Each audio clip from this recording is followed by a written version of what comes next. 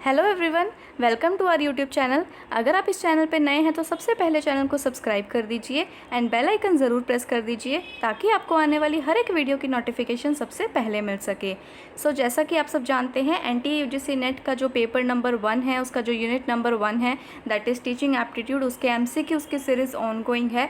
आज हम करने वाले हैं पार्ट नंबर 7। ऑलरेडी 6 पार्ट्स हमने कवर अप कर लिए हैं। जिन्होंने नहीं देखे हैं तो लिंक आपको डिस्क्रिप्शन बॉक्स में मिल जाएगा, आप वहाँ से देख सकते हैं। आज हम पार्ट नंबर 7 करेंगे। बिना किसी देरी के हम स्टार्ट करते हैं। आज का सबसे पहला क्वेश्चन क्या कह रहा है, टीचर जो होता है वो कैसे अपने स्टूडेंट्स के बीच में सोशल वैल्यूज़ को डेवलप कर सकता है। कोई भी टीचर है वो स्टूडेंट्स के बीच में कैसे सोशल वैल्यूज़ ला सकता है, तो इसका सबसे अच्छा तरीका होता है कि वो खुद वैसे बिहेव करे। खुद अच्छे से बिहेव करेंगे अगर टीचर, खुद आइडियली बिहेव करेंगे तो कहीं ना कहीं बच्चे सीखेंगे। जो वो देखेंगे वो सीखेंगे, है ना। तो ऐसा ही होता है, जो बच्चे देखते हैं वो सीखते हैं। अगर आप अच्छे से बिहेव करोगे तो वो अच्छे से सीखेंगे। अगर आप खुद ही अच्छे से बिहेव नहीं करोगे तो कहीं ना कहीं बच्चे भी वही सीखेंगे। तो इसका सबसे बेस्ट तरीका होता है कि अगर आप खुद आइडियली बिहेव कर रहे हो, तो इसका सही आंसर हो जाएगा सी। नेक्स्ट पे चलते हैं। नेक्स्ट क्या बोल रहा है, इनमें से ऐसा कौन सा कैरेक्टरिस्टिक्स नहीं है जो गुड अचीवमेंट टेस्ट में नहीं होना चाहिए। इनमें से ऐसा कौन सा कैरेक्टरिस्टिक्स नहीं होना चाहिए एक अच्छे टेस्ट में, तो कौन सा नहीं होना चाहिए, that is ambiguity. Ambiguity means confusion. कोई भी टेस्ट है जिसमें कन्फ्यूजन क्रिएट हो रही है, बच्चे कन्फ्यूज़ हो रहे हैं कि ये क्या ही आ गया, है ना। तो वहाँ पे कहीं ना कहीं बच्चे कन्फ्यूज़ हो रहे हैं, तो वैसा नहीं होना चाहिए कोई भी टेस्ट है। उसके अलावा रिलायबल होना चाहिए, जिन पे बच्चे ट्रस्ट कर सकें। उसके अलावा ऑब्जेक्टिविटी होनी चाहिए उसके अंदर, मतलब वो पर्सनल जजमेंट से, पर्सनल ओपिनियन से इन्फ्लुएंस नहीं होना चाहिए, उसमें बायसनेस नहीं होनी चाहिए। तो वो ऑब्जेक्टिविटी भी होनी चाहिए, रिलायबिलिटी भी होनी चाहिए एंड वैलिडिटी भी होनी चाहिए। ये तीनों ही फीचर तो अच्छे हैं गुड रिसर्च पे, गुड पेपर में या गुड टेस्ट में, कोई भी चीज़ है बेसिकली उन तीनों में ही ये फीचर्स होने चाहिए। बट एम्बिग्यूटी वाला फीचर है वो किसी भी टेस्ट में, किसी भी पेपर में, किसी भी चीज़ में नहीं होना चाहिए। तो इसका सही आंसर क्या हो जाएगा, सी। आगे चलते हैं नेक्स्ट क्वेश्चन पे। नेक्स्ट क्वेश्चन क्या कह रहा है, जो विमेन होती है ना वो बेटर होती है, बेटर टीचर होती है प्राइमरी लेवल पे। प्राइमरी लेवल पे उनको क्यों बेटर माना जाता है, क्योंकि कहीं ना वो मोर पेशेंटली बिहेव कर पाती हैं, वो कैपेबल होती है इतना। बिकॉज जो छोटे छोटे बच्चे होते हैं, जो चिल्ड्रंस होते हैं, वो बेसिकली कहीं ना कहीं शरारतें भी करते हैं। उन्हें बिल्कुल एकदम बेसिक से स्टार्ट करवाना पड़ता है सब कुछ, उन्हें चीज़ें समझानी पड़ती है स्टार्टिंग से, बिकॉज उनको कुछ नहीं आता होता है, उनका बेस क्लियर नहीं होता है।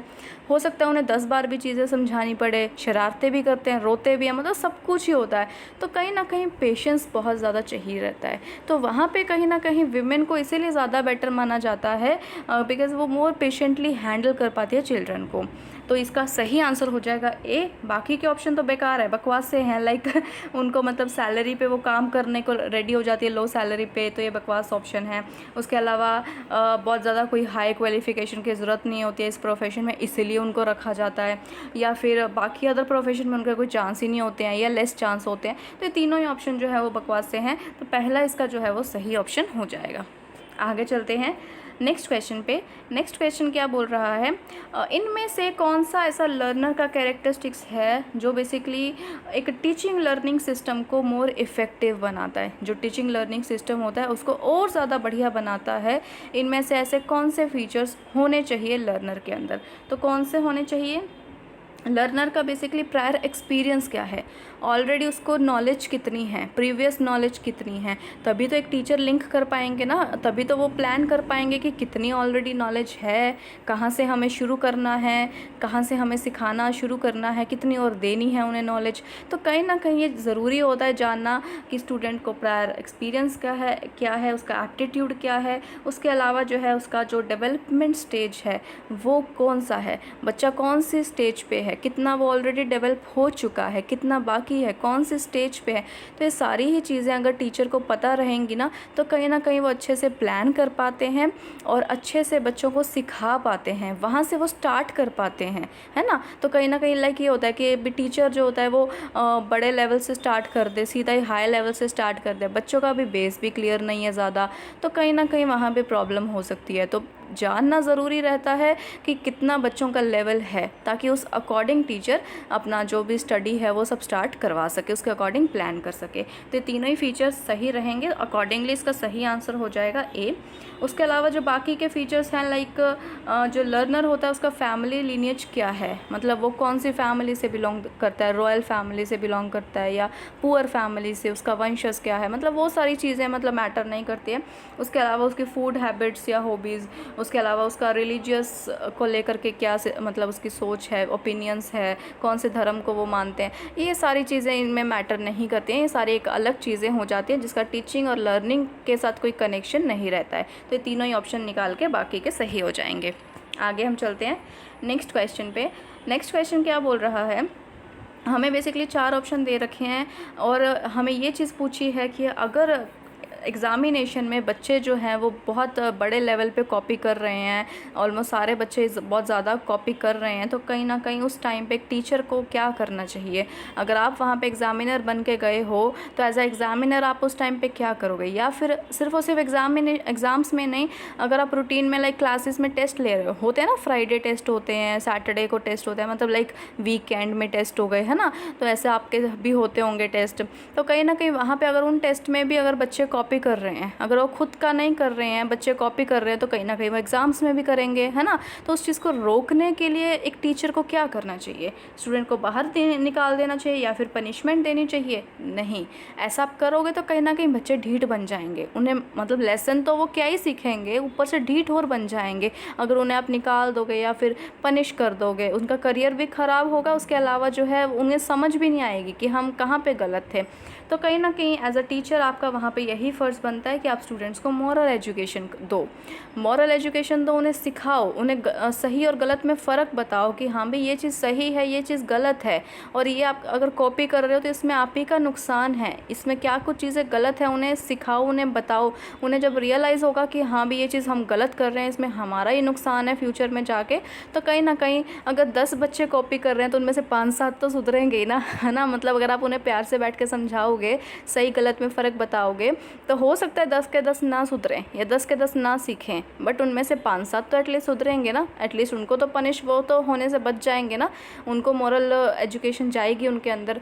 तो कहीं ना कहीं इसका सी सही आंसर हो जाएगा। ठीक है, आगे चलते हैं नेक्स्ट क्वेश्चन पे। नेक्स्ट क्वेश्चन क्या कह रहा है, अगर लेक्चर के बाद कोई स्टूडेंट जो है वो क्वेश्चन पूछता है और आपको उस केस में उस क्वेश्चन का आंसर नहीं आता है, मतलब लेक्चर हो गया ख़त्म, उसके बाद अगर कोई स्टूडेंट पूछता है कोई भी क्वेश्चन और आपको उस टाइम पे उस क्वेश्चन का आंसर नहीं पता है, तो उस टाइम पे आपको क्या करना चाहिए। मतलब शर्म आपको महसूस करनी चाहिए, एम्बेरस होना चाहिए, या बच्चे को इग्नोर ही कर देना चाहिए, बच्चे के क्वेश्चन को इग्नोर कर देना चाहिए, आंसर नहीं करना चाहिए, या फिर बच्चे को ही बोल दो कि तेरा क्वेश्चन ही गलत है मतलब लाइक हमें नहीं आता है क्वेश्चन तो उसी पे ब्लेम डाल दो कि अब तेरा क्वेश्चन ही गलत है। तो ऐसा भी नहीं करना चाहिए। सिंपल सा इसका एक सीधा सा आंसर ये होता है कि आप स्टूडेंट को आराम से बोलो कि अभी मुझे इसके बारे में ज़्यादा नहीं पता है, तो मैं इसके ऊपर स्टडी करूँगा या करूँगी, देन नेक्स्ट लेक्चर में फॉर श्योर मैं आपको इस क्वेश्चन का आंसर अच्छे से दे दूँगी। ठीक है, मैं अच्छे से दे पाऊँगी, बेटर दे पाऊँगी इस क्वेश्चन का आंसर नेक्स्ट लेक्चर में, इसीलिए मैं अभी नहीं दे रही हूँ। तो सिंपल सा उन्हें नेक्स्ट लेक्चर में प्रॉमिस करो कि हम इसका आंसर दे देंगे, तो ये सबसे सही तरीका होता है। ठीक है, आगे हम चलते हैं नेक्स्ट क्वेश्चन पे। नेक्स्ट क्वेश्चन क्या कह रहा है, जो टीचर होता है उसकी मोस्ट प्रीशियस आइटम क्या होती है। कोई भी टीचर है उसका सबसे प्रीशियस आइटम यही होता है कि अगर स्टूडेंट उन पे विश्वास कर रहे हैं, अगर वो स्टूडेंट्स का फेथ जीत पा रहे हैं, उनका विश्वास जीत पा रहे हैं, तो ये सबसे अच्छी और प्रीशियस चीज़ होती है, सबसे बेस्ट चीज़ होती है जो एक टीचर के पास होती है, क्योंकि उनका विश्वास जीतना बहुत मुश्किल होता है। अगर आप अच्छे से पढ़ा रहे हो, बच्चों को आपके नोट्स पसंद आ रहे हैं, आपका जो आपने कंटेंट क्रिएट किया वो पसंद आ रहा है, आपका पढ़ाने का तरीका पसंद आ रहा है, ठीक है, उसके अलावा जो भी आप पढ़ा रहे हो वो उन तक जा रहा है, मतलब वो सीख पा रहे हैं, उसे अच्छे से उसे समझ पा रहे हैं, उनको समझ आ रहा है सब कुछ, एंड देन वो जब वो एग्ज़ाम्स में अपीयर होते हैं तो वो बहुत अच्छे से वहाँ पे परफॉर्म करते हैं, उनके रिजल्ट्स भी बहुत अच्छे आते हैं, उनके मार्क्स बहुत अच्छे आते हैं। अगर वो कॉम्पिटिटिव एग्ज़ाम्स की तैयारी कर रहे हैं तो उनके एग्ज़ाम्स क्लियर भी हो रहे हैं। तो कहीं ना कहीं ये सारी चीज़ें अगर हो रही हैं और उसके भी अलावा जो है आपका बिहेवियर भी अच्छा है ना, तो कहीं ना कहीं आप अच्छे गाइड उन्हें कर रहे हो, हर पॉइंट पे उन्हें गाइड अच्छे तरीके से कर रहे होते हैं। सारी चीज़ें मिक्सअप होके कंबाइन होके जो है स्टूडेंट्स के अंदर विश्वास पैदा करती है एक टीचर के लिए। वो फेथ करने लगते हैं, विश्वास करने, ट्रस्ट करने लगते हैं उन टीचर पे। तो ये सबसे जो है वो मोस्ट प्रीशियस चीज़ रहती है जो एक टीचर कमा सकता है, जिसमें प्राइसलेस होती है, जिसमें पैसों की ज़रूरत नहीं होती है, प्राइसलेस होती है और वो कमा भी सकता है ये चीज़। तो इसका सही आंसर क्या हो जाएगा? Students faith. ठीक है, आगे हम चलते हैं नेक्स्ट क्वेश्चन पे। नेक्स्ट क्वेश्चन क्या बोल रहा है? इन चारों में से ऐसा कौन सा मोस्ट पावरफुल फैक्टर है जो टीचिंग इफ़ेक्टिवनेस को अफेक्ट करता है, यानी कि टीचिंग जो होती है वो और बढ़िया हो, बेसिकली उस चीज़ को अफेक्ट करता है। इनमें से कौन सा फैक्टर? तो 4 सिस्टम दे रखे हैं, सोशल, इकोनॉमिक, जो पॉलिटिकल सिस्टम होता है एंड एजुकेशनल। तो ऑब्वियसली सी बात है टीचिंग के साथ कौन सा रिलेट करेगा डायरेक्टली? Educational system. तो इसका सही आंसर हो जाएगा एजुकेशनल। हालांकि जो बाकी के फैक्टर्स है वो भी अफेक्ट तो करेंगे, बट वो इनडायरेक्टली करेंगे। उनका ना तो डायरेक्टली इफेक्ट होगा या फिर ना ही उनका इतना ज़्यादा इम्पैक्ट पड़ेगा क्योंकि ऑब्वियसली बात है कोई भी सेक्टर होगा अगर कंट्री में, तो उन पे बाकी अदर सेक्टर भी कुछ ना कुछ इम्पैक्ट तो डालते ही हैं। ये होता है कि कोई इनडायरेक्टली डालता है, किसी का कम रहता है, किसी का ज़्यादा रहता है, तो बाकियों का भी पड़ता है। बट अगर हम मोस्ट पावरफुल की यहाँ पे बात की गई है तो टीचिंग के अंदर एजुकेशनल सिस्टम सबसे ज़्यादा इम्पैक्ट करेगा। आगे चलते हैं नेक्स्ट क्वेश्चन पे। नेक्स्ट क्वेश्चन क्या बोल रहा है? एक जो सीरियस माइंडेड टीचर होता है तो वो क्या करता है या उसे क्या करना चाहिए मिस्टेक्स को लेकर के? अगर कोई स्टूडेंट्स मान लो मिस्टेक्स कर रहे हैं, बार बार कर रहे हैं, तो उस केस में जो टीचर है वो एज अ रूल उसे क्या करना चाहिए या वो मतलब क्या करता है, ये चीज़ पूछी गई है। तो अगर मिस्टेक्स की हम बात करें तो कोई भी टीचर है उसे अलाउड करना चाहिए बच्चों को कि आप जितनी मिस्टेक्स जो है वो आप कर रहे हो तो आप करो। मतलब उन्हें रोकना नहीं चाहिए, उन्हें डांटना नहीं चाहिए, उन्हें पनिश नहीं करना चाहिए। उसके अलावा जो है ऐसा नहीं करना चाहिए कि हाँ भी मतलब आप मिस्टेक करो ही ना, क्यों हो रही है मिस्टेक, उन्हें डांट दो, ऐसा नहीं करना चाहिए। जितनी ज़्यादा बच्चे गलतियाँ करेंगे उतना ज़्यादा सीखेंगे वो। अगर बच्चा कोई मिस्टेक कर रहा है तो उन्हें बहुत ही पोलाइट वे में एक टीचर को लेना चाहिए कि हाँ भी गलती की है, देन उस पर उसे सिखाना चाहिए कि ये आपने गलती की है और इसे आप किस तरीके से इम्प्रूव कर सकते हो, इस सिचुएशन में आप क्या कर सकते हो इस चीज़ को इम्प्रूव करने के लिए, और ये इंश्योर करने के लिए कि आगे से ये मिस्टेक ना हो। उस चीज़ की प्रैक्टिस करवाने के लिए आपको बेसिकली उन्हें वहाँ पे गाइड करना चाहिए, मिस्टेक्स को अलाउड भी करना चाहिए, प्लस एक्सप्लेन भी करना चाहिए कि आप कैसे उन मिस्टेक्स को कम से कम कर सकते हो इन फ्यूचर में। तो ये सबसे बढ़िया एक तरीका होता है, कोई भी टीचर को करना चाहिए। ऐसा नहीं है कि मिस्टेक से मतलब बच्चे को डिस्करेज करो, मिस्टेक से बल्कि इनकरेज करो कि हाँ भी इससे पता लग रहा है कि बच्चे कुछ कर रहे हैं तभी तो गलतियां कर रहे हैं ना। तो गलतियां एक तरीके का एक साइन होता है कि बच्चे एक्चुअली में सीख रहे हैं। ठीक है, तो इसका सही आंसर हो जाएगा ए। उसके बाद चलते हैं नेक्स्ट पे। लास्ट क्वेश्चन है ये आज का, दैट इज़ जो टीचर होता है उसको ना जो एक स्टूडेंट का जो लेवल होता है ग्रोथ का, उससे ज़्यादा हट के उसके बियॉन्ड जाके डिमांड नहीं करना चाहिए।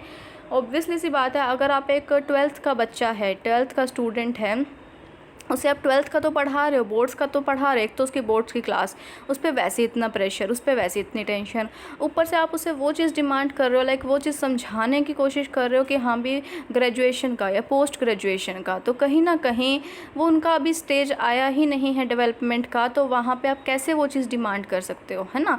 तो जो बच्चे का चल रहा है जो स्टेज, उसी पे ही बेस्ट सिखाना चाहिए, वरना क्या होगा, जो उस पर सीखना है ना तो वो अच्छे से सीख पाएगा, और जो इन फ्यूचर का जो आप सिखाना चाह रहे हो ना तो वो अच्छे से सीख पाएगा। तो कहीं ना इधर का रहेगा ना उधर का रहेगा, मतलब कुछ भी अच्छे से नहीं सीख पाएगा। और साथ में उससे सिर्फ और सिर्फ बच्चे के फ्रस्ट्रेशन होती है, दिमाग में नर्वस हो जाते हैं बच्चे, टेंशन हो जाती है, सिर्फ और सिर्फ यही चीज़ें क्रिएट होती हैं। 20 का सही आंसर हो जाएगा। मतलब जो भी टीचर है, हाँ थोड़ा बहुत हल्का फुल्का एक टीचर कर सकता है, लाइक अभी 11th में है स्टूडेंट, तो 11th के बच्चे को लाइक 12th के कुछ 1-2 बेसिक्स टॉपिक बता दिए, थोड़ी इंट्रो दे दी, थोड़ा बहुत हल्का फुल्का उसका बेस क्लियर करने की कोशिश कर ली। इससे क्या होता है, ग्राउंड बन जाता है बच्चे का। लाइक अगर आप 11th के बच्चे को अगर थोड़ा 12th का थोड़ा ग्राउंड क्रिएट करने की कोशिश कर रहे हो, उसका बेस क्लियर करने की कोशिश कर रहे हो, तो कहीं ना कहीं वो चीज़ ठीक है, मतलब हल्का फुल्का उन्हें ज़्यादा के लिए प्रिपेयर कर रहे हो, क्योंकि आगे जाके और ज़्यादा बच्चे को करना होता है, डिफ़िकल्टीज़ को फेस करनी होती है, तो कहीं ना कहीं आप थोड़ा सिखा रहे हो उन्हें, वो चलता है। बट अगर आप उन बहुत ज़्यादा ही बियॉन्ड जाके उनसे एक्सपेक्ट कर रहे हो तो वो चीज़ गलत है। इससे सिर्फ और सिर्फ टेंशन ही होगी बच्चे के माइंड में, ठीक है, और वो ऊपर से फ्रस्ट्रेट होंगे, कुछ भी ढंग से नहीं सीख पाएंगे, ठीक है। तो इसका सही आंसर हो जाएगा बी। आज के 10 क्वेश्चंस कवर अप हो गए हैं। जो 8th पार्ट रहेगा इसको हम नेक्स्ट वीडियो में करेंगे। आज की वीडियो कैसी लगी हो कमेंट करके ज़रूर बताइएगा। उसके अलावा वीडियो अच्छी लगी हो तो लाइक ज़रूर कीजिएगा और ज़्यादा से ज़्यादा शेयर करिए। और जो बच्चे फुल जो है वो टीचिंग एप्टीट्यूड की रिवीजन करना चाहते हैं एक ही वीडियो में, तो उसका लिंक भी आपको डिस्क्रिप्शन बॉक्स में मिल जाएगा, आप वहाँ से कर सकते हो, ठीक है। आज के लिए इतने, थैंक यू सो मच।